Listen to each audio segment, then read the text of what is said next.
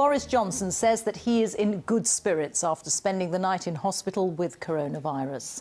The Prime Minister was taken to St Thomas's Hospital in London on Sunday evening with persistent symptoms, including a temperature and a cough, for routine tests. He remains in charge of the government, although the Foreign Secretary Dominic Raab chaired today's coronavirus meeting. A short while ago, Boris Johnson wrote on Twitter, "I'm in good spirits and keeping in touch with my team as we work together to fight this virus and keep everyone safe." He also thanked the NHS staff taking care of him, saying they were the best of Britain. Scotland's First Minister, Nicola Sturgeon, has said that she came to a firm view that the country's chief medical officer should resign after they had a long conversation last night. Dr Catherine Calderwood quit after it emerged that she'd made 2 trips to her second home during the coronavirus lockdown, ignoring her own advice about avoiding unnecessary travel. The charity Refuge says that there's been a 25% increase in calls to the National Domestic Abuse Helpline since the coronavirus lockdown was introduced. There's also been a sharp rise in traffic to its website. The head of the UN has urged governments to make the prevention of violence against women a key part of their response to the pandemic. And there's continued concern that the sunny weather is encouraging people to linger for longer in parks and outside of their homes than is absolutely necessary for the purpose of exercise. Well, our first report this afternoon is from our political correspondent, Helen Catt. This was the Prime Minister 10 days ago. Hi folks, I want to bring you up to speed with something that's happening today, which is that I've developed mild symptoms of the coronavirus, that's to say a temperature and a persistent cough. And on the advice of the Chief Medical Officer, I've taken a test that has come out positive. His symptoms have not gone away. And after more than a week of self-isolating in Downing Street, with a brief appearance at the door of number 11 on Thursday, he's now under observation in London's St Thomas's Hospital. In a tweet, the Prime Minister said he went in last night on his doctor's advice for routine tests and is in good spirits. He's been working extremely hard, leading the government and being constantly updated.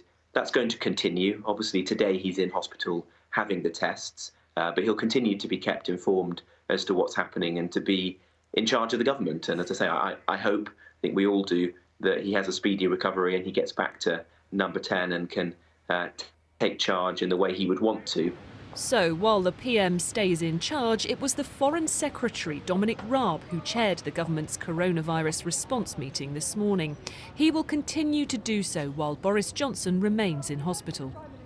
Sir Keir Starmer, who became the new Labour leader on Saturday, has wished Mr Johnson a speedy recovery, as has the new Shadow Chancellor, although she too says work goes on.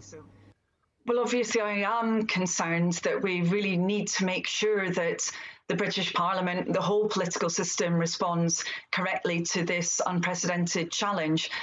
Certainly from the economic side, I'm aware of how much so many businesses are really struggling, and individuals as well. Downing Street has been keen to reassure people that Boris Johnson's condition hasn't worsened, it just hasn't improved. Despite the reassurances, it's clear that Boris Johnson has found it harder to shake off this virus than some others.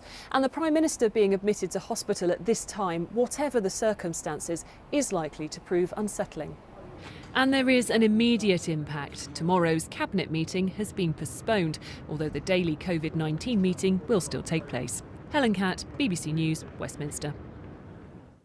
Well, we can speak now to our political correspondent, Jonathan Blake, who's at Westminster. And Jonathan, you detect lots of sympathy for Boris Johnson across Westminster, but also, I think, some concern about how the government can be run from a hospital bed?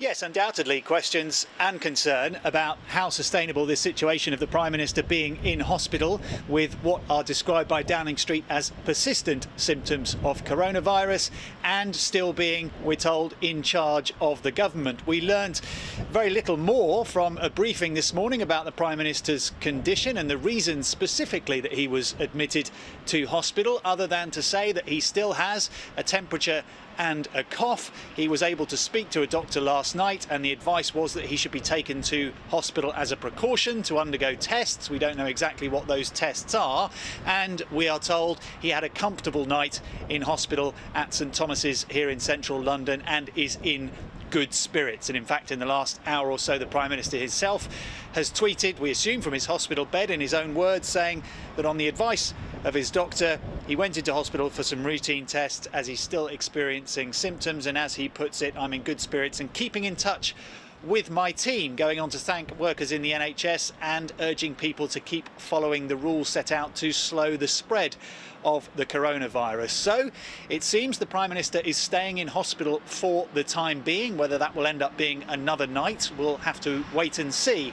But we were told by Downing Street, as expected, that the Foreign Secretary Dominic Raab, in his capacity as First Secretary of State and effectively the Prime Minister's deputy, chaired the daily coronavirus cross-governmental meeting this morning, and it seems that the cabinet meeting will not be happening as planned tomorrow morning. Other than that, Boris Johnson is in hospital getting papers for sign-off and briefings in the ministerial red box, we're told, and remains in charge.